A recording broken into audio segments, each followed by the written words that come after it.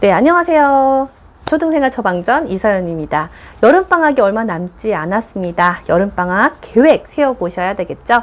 제가 이 여름방학을 맞아서요, 영상들을 생각을 해보고 있는데요. 자, 첫 번째는요, 전체적으로 방학 계획을 어떻게 세우는지에 대한 것. 그리고 두 번째는 과목별로, 학년별로 계획을 어떻게 세워야 하는가. 그리고 또 세 번째는 우리 아이와의 관계를 위해서 어떤 것들을 방학 동안에 실천하면서 조심해야 할 것인가. 그리고 또 우리 아이들에게 잔소리를 대신해 드립니다. 영상을 통해서 어떤 방학을 보낼지에 대해서 아이들에게 잔소리 대신해 드리도록 하겠습니다. 오늘은 그 첫 번째 시간입니다. 방학의 하루는요, 학기 중에 3일과 같습니다. 왜 그럴까요? 우리가 학기 중을 한번 생각을 해보면은요, 아이들이 학교 갔다 와서요, 방과 후 일정을 소화를 하고, 그 다음에 저녁 먹고 뭐 하다 보면은요, 한 시간의 시간을 내기도 쉽지 않습니다. 뭐 학원 숙제 좀 하고 뭐 하다 보면은 독서할 시간도 없이 하루하루 바쁘게 지나가요. 근데 방학을 생각을 해보면은 3시간의 시간을 내기는 다른 학기 중보다는 훨씬 쉽죠. 그러니까 자기주도 학습 시간만 보자면은요, 방학의 하루는 학기 중에 3일과 같다. 그 정도의 시간을 낼 수 있다라는 것입니다. 그러니까 자기가 주도적으로 시간을 꾸려가고 학습하기에 정말 최적의 시간이죠. 물론 충분히 휴식을 취할 수 있는 시간도 가져야 되지만은 내가 프로젝트처럼 성장을 이뤄낼 수 있는 아주 좋은 시간이라는 거예요. 그래서 초등학교에 입학을 하고 졸업을 할 때까지요, 우리가 12 방학을 보내게 되죠.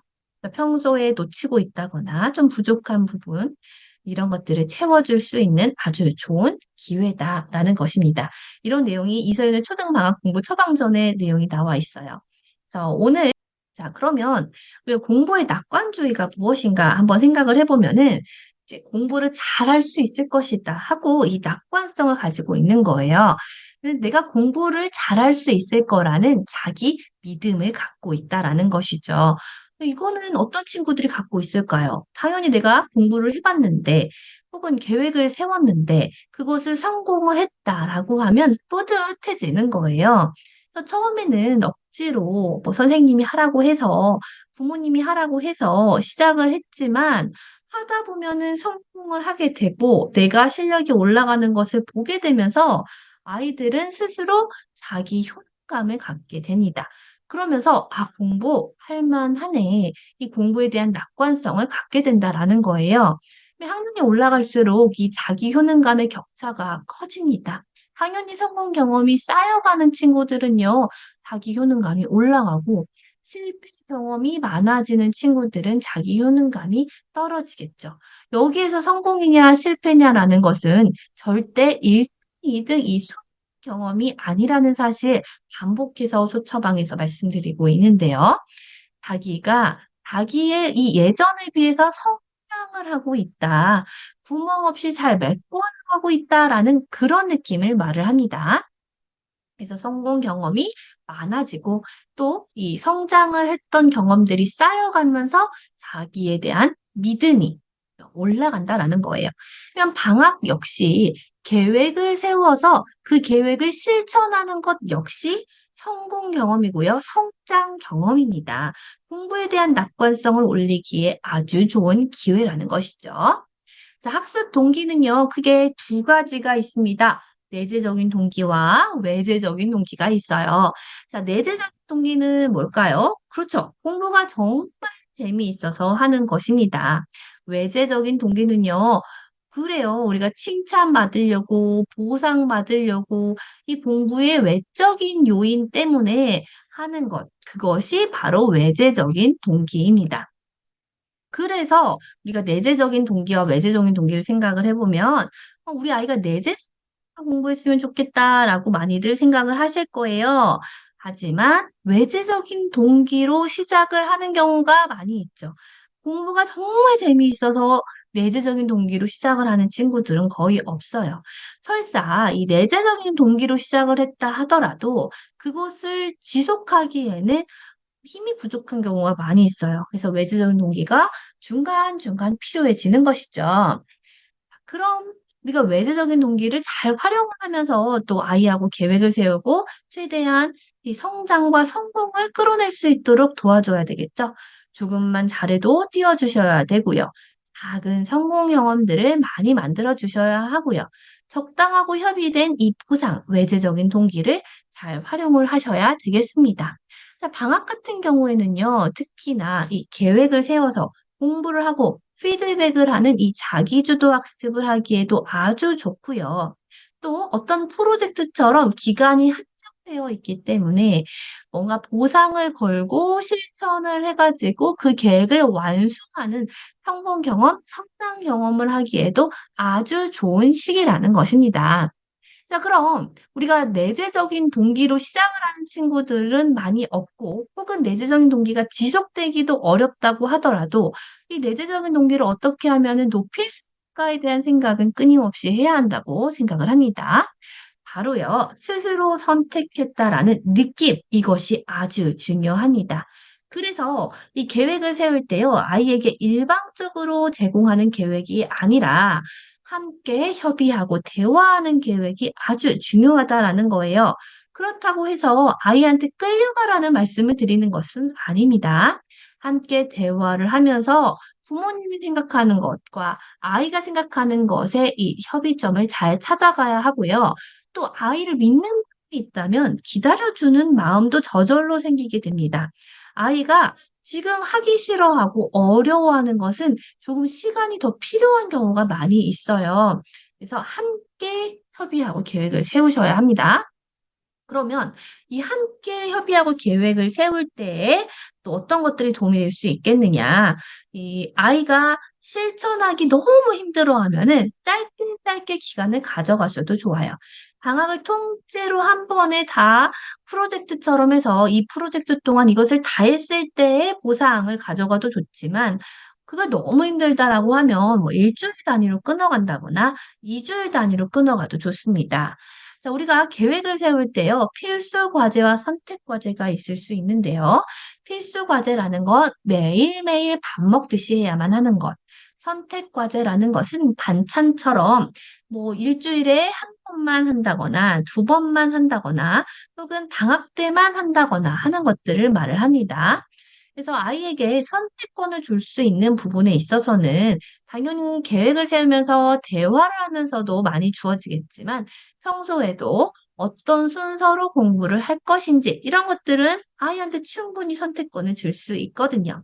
또 어떤 점이 어려웠는지, 어떤 점을 칭찬해주고 싶은지 간단하게 이야기를 하면서 자기 스스로를 피드백하는 시간을 가져보는 것도 좋습니다.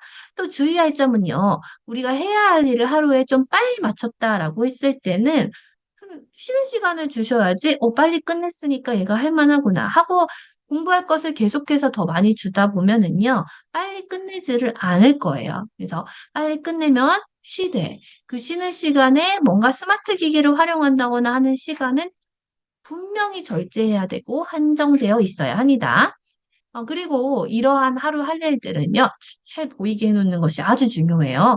아이가 잊어버리지 않게 하기도 하고요. 부모님도 좀 흐지부지 되지 않을 수 있도록 도와주거든요. 그래서 매일 할 것과 프로젝트성으로 할 것을 생각을 해보면 특히나 네, 우리가 방학 동안에는 프로젝트처럼 해야 될 것들이 많이 있습니다. 왜냐하면 평소에는 못했지만 방학 동안에 해야 될 것들을 말을 하는 거거든요. 근데 이 프로젝트로 할 것을 또 욕심내서 너무 많이 가져가면 안 돼요. 우리 아이의 어떤 수준이나 이 에너지를 생각을 하면서 분배를 하셔야 되겠죠. 이제 뭐 일기 쓰기를 이번 방학 동안에는 열심히 한번 해보자. 영어 책을 읽는 것을 한번 열심히 해보자. 이런 식으로 프로젝트를 생각을 해보고요. 이 프로젝트로 또 추천을 드리는 것이 제가 일기 쓰기 책 교재를 곧 출간할 것인데요. 이제 요즘에 또 글쓰기 트렌드가 약간 주제를 던져주고 그거를 막 써보는 주제 글쓰기가 많이 트렌드잖아요. 요즘이 아니라 좀 오래됐죠. 근데 저는 약간 친절하게 하나하나 알려줘야 된다라고 생각을 하는 그런 타입이에요. 그래서 친절하게 알려주고 아이가 그것을 적용할 수 있도록 구체적으로 이 지시를 해주고 방향을 알려주는 것. 그런 아주 친절한 일기쓰기 처방전 책이 나올 겁니다. 그래서 그것도 한번 기대해 주시고 프로젝트로 활용을 해보시면 좋겠고요. 자, 그래서 별로 어떤 것들을 프로젝트로 가져가면 좋을지에 대한 예시입니다. 예시. 이거는 필수가 아니에요. 예시입니다. 그래서 보니까 네, 이런 느낌이구나라는 생각이 드시죠?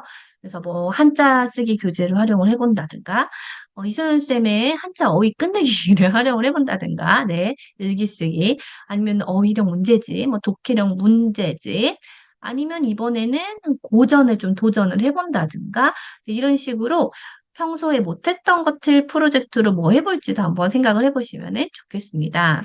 그래서 방학 계획을 세우는 단계로 크게 제가 3단계를 말씀을 드릴 건데요. 자, 3단계. 첫 번째 단계는 조금 자유롭게 생각을 해보는 거예요. 마인드맵으로 쫙 이렇게 펼쳐져서요. 어, 이게 서윤이의 방학 혹은 뭐 누구누구의 방학 가운데다 놓고요. 방학했을 때 우리가 놀기도 해야 되고, 그 다음에 공부도 해야 되고, 공부에 있어서도 저는 독서를 좀 따로 빼서 생각을 하는 타입이거든요. 독서, 공부, 그리고 운동, 놀이, 여행 이런 식으로 카테고리를 나누어서 자유롭게 이야기를 같이 해보는 거예요. 그러면 여기에서 독서를 할 때에는 그냥 책 읽기 이런 게 아니라 이 계획을 실천할 수 있는 행동 단위를 써보는 것이 좋습니다. 독서가 아니라 무슨 도서관에 무슨 요일마다 가서 책 빌려오기, 매일 몇 분간, 뭐 1시간 독서 타임 갖기, 뭐 이런 식으로요. 그 다음에 공부에 있어서는 집 공부가 있을 거고, 뭐 학원에 가는 게 있을 거고, 어떤 뭐 캠프 같은 것에 참여를 할 수도 있는 거고요. 또 집 공부에 있어서도 영어가 있을 거고, 수학이 있을 거고, 과목별로도 생각을 해볼 수가 있겠죠. 그래서 방과 후 교실로는 뭐 다니고 언제부터 우리 몇 시까지 뭐 다니지? 뭐 하지? 집에서 이런 공부하지? 하고 자유롭게 이야기를 해보는 거예요. 운동 같은 경우에도 뭐 줄넘기, 배드민턴 혹은 태권도 학원 가기 이런 것들 할 수가 있죠. 여행이 어디 휴가를 길게 갈 수도 있고요. 아니면 간단하게 어디 우리가 방학 동안에 박물관, 미술관 가보자 한번 이렇게 적어볼 수도 있습니다. 놀이라고 하는 카테고리를 따로 빼어 넣은 이유는요. 혼자 노는 것도 참 중요하다고 생각을 해요. 놀아주기 귀찮아서일 수도 있겠죠, 제가. 네. 저희 아이 같은 경우에도 혼자 노는 거를 되게 힘들어하고 맨날 같이 뭔가를 하거나 유튜브 본다고 하거나 이런 경우가 많이 있는데요. 혼자 놀 수 있는 것을 조금 목차를 이렇게 만들어가지고 네가 혼자 할 수 있는 게 이렇게 많다. 여기 중에서 음식의 메뉴 고르듯이 골라가지고 시간을 한번 너의 시간을 채워봐라.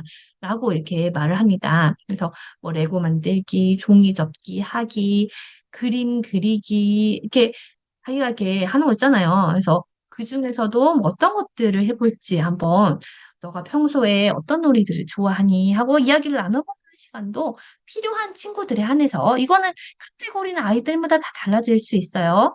또 집마다 달라질 수 있고요. 네, 그 다음에 이제 마인드맵 만들면서 해봤다면 이제 계획을 세울 땐 저는 달력형, 주간형, 일간형으로 한번 세워보는 거를 추천을 드리는데요. 물론 제가 계획을 세우는 걸 좋아하고 계획을 세움으로써 마음의 안정을 찾는 타입이라서 그러기도 하지만은요. 계획을 세움으로써 저는 이상과 현실을 좁힐 수 있다고 생각을 하고 메타인지를 발휘할 수 있다고 생각을 하기도 합니다.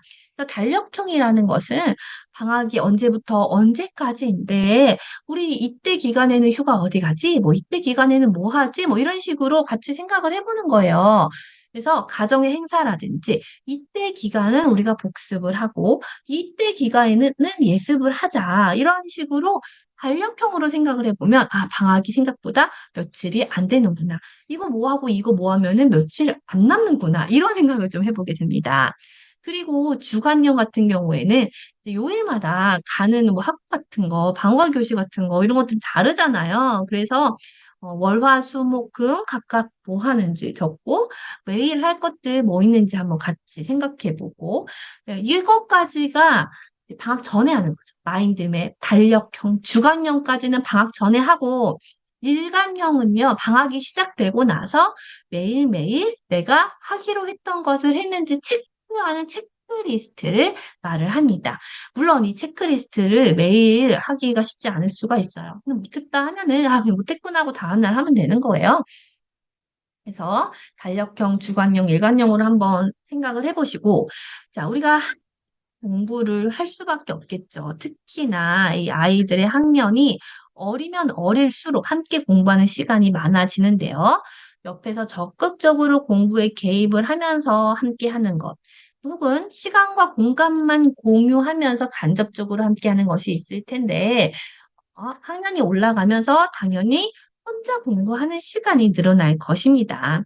작심삼일을 반복하고 리셋하고 다시 시작하고 같이 하고 하는 것의 반복이 이 공부라는 것을 도와주는 이 페이스메이커로서의 부모로서의 역할이라고 생각을 합니다. 자, 다음 영상에서는요, 과목별 학별 공부법, 방학 공부 처방전에 대해서 생각을 해보도록 하겠습니다. 이 많은 내용들이 다 어디 나와 있는 거라고요? 네, 초등방학 공부 처방전에 나온 거라고요. 자, 오늘 영상 시청해 주셔서 감사합니다. 다음 영상에서 또 함께 하도록 하겠습니다.